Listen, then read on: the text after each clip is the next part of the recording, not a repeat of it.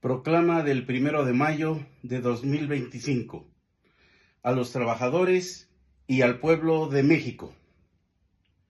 Hoy recordamos el 139 aniversario del trágico 1 de mayo de 1886, cuando la clase patronal de Chicago realizó, a través de la policía, la masacre de miles de obreros que demandaban mejores condiciones laborales. Asimismo, recordamos la lucha de los trabajadores mexicanos sacrificados en Cananea en 1906 y en Río Blanco en 1907, que exigían la jornada máxima de 8 horas y el mejoramiento de las condiciones de trabajo. ¿Qué pasa en la actualidad con la clase obrera en general? Algunos teóricos al servicio de los patrones dicen que debido a la revolución científico-técnica, la biotecnología, la robótica, la comunicación y las innovaciones de la inteligencia artificial, la clase obrera está en extinción y que incluso el trabajo mismo dejará de existir, por lo que el concepto de lucha de clases ya no tiene sentido. Sin embargo, la realidad nos señala que quienes producen la riqueza son los trabajadores, que con su fuerza de trabajo física o intelectual generan las ganancias que engrosan las cuentas de los patrones, los cuales ahora se enmascaran con uso de plataformas tecnológicas y esquemas laborales de contratación indirecta para disminuir tanto el salario como las prestaciones sociales a los trabajadores. Lo cierto es que, con nuevos métodos y formas, la plusvalía sigue vigente y que todos los obreros, trabajadores y empleados generan para los patrones miles de millones de dólares de ganancias. Seguramente los obreros del siglo XXI ya no visten overoles, cascos, ni usan toscos guantes. Tal vez ahora usan ropa deportiva, trajes y corbata, pero siguen siendo explotados tanto o más que los obreros del siglo XX y en condiciones de certeza laboral, salarial y social más precaria debido a los estragos que el neoliberalismo ha ocasionado a los derechos laborales, a los sistemas de salud, a las pensiones solidarias, a la vivienda social, a promover su desaparición, privatización y mercantilización. Respecto de la sindicalización de la clase trabajadora en México, en 1984 estaba sindicalizado el 28.5% de los trabajadores. En 2025 solo está sindicalizado el 22.4% según las cifras de la Secretaría del Trabajo. Esto significa que a pesar de las reformas laborales de los últimos años, la gran mayoría de los trabajadores siguen indefensos ante los patrones a falta de un sindicato que los represente en su centro de trabajo. Y como se han eliminado 100,000 contratos colectivos de protección, los trabajadores en esos centros de trabajo ahora dependen de contratos de trabajo individuales para defender sus derechos, lo que no garantiza que sus condiciones laborales sean respetadas. Entre 1936 y 1951, cuando el maestro Vicente Lombardo Toledano dirigía la CTM, en cada empresa se formaba un sindicato. Después, el gobierno y factores internos dividieron el movimiento obrero en infinidad de pequeñas centrales, algunas sin teoría sindical y dispuestas a apoyar al gobierno en turno.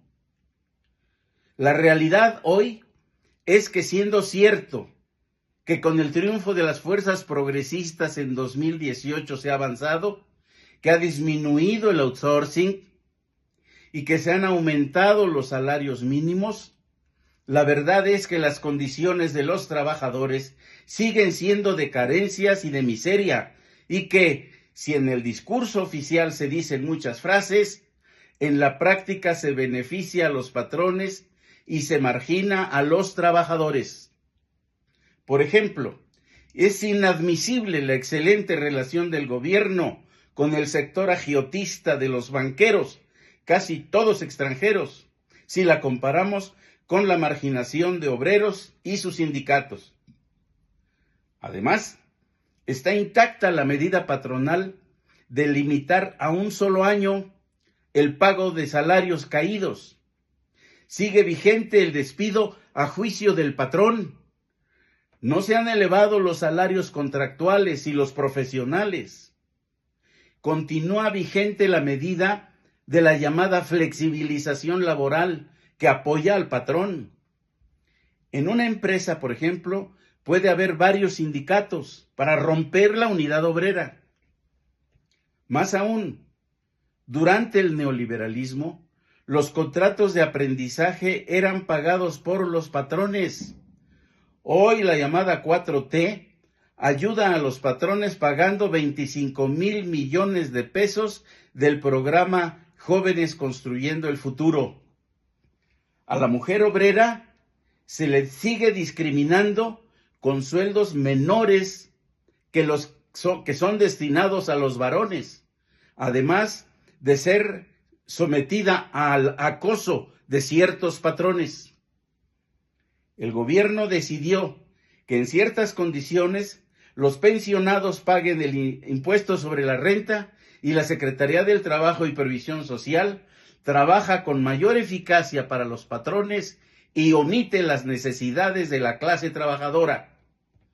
Proponemos en consecuencia, desde esta tribuna del Partido Popular Socialista, que además de resolver los problemas planteados en esta proclama, que el gobierno impulse con políticas claras y firmes el desarrollo de las fuerzas productivas, que se decrete la elevación del salario siempre por arriba de lo que se elevan los precios y que se establezca la semana laboral de 40 horas con pago de 56. Exigimos la desaparición de las llamadas UMAS que afectan a la clase trabajadora y que se ponga énfasis en la solución del problema de la vivienda y de las pensiones y jubilaciones. Es urgente que el gobierno brinde atención a los trabajadores del campo y a los de las empresas maquiladoras, hoy en el olvido del gobierno. Para beneficio del pueblo y de la clase trabajadora, debe nacionalizarse la industria químico-farmacéutica, garantizando así el suministro suficiente de medicamentos. Proponemos la eliminación de las disposiciones de carácter neoliberal introducidas durante ese nefasto periodo, porque dañan a la clase trabajadora y al proceso productivo del país. Hacemos un llamado a la unidad de las fuerzas progresistas y a la clase obrera toda en defensa de la soberanía y el futuro de nuestro país para fortalecer la economía interna y que podamos ver al mundo, al sur, al oriente, al occidente y no solamente al norte.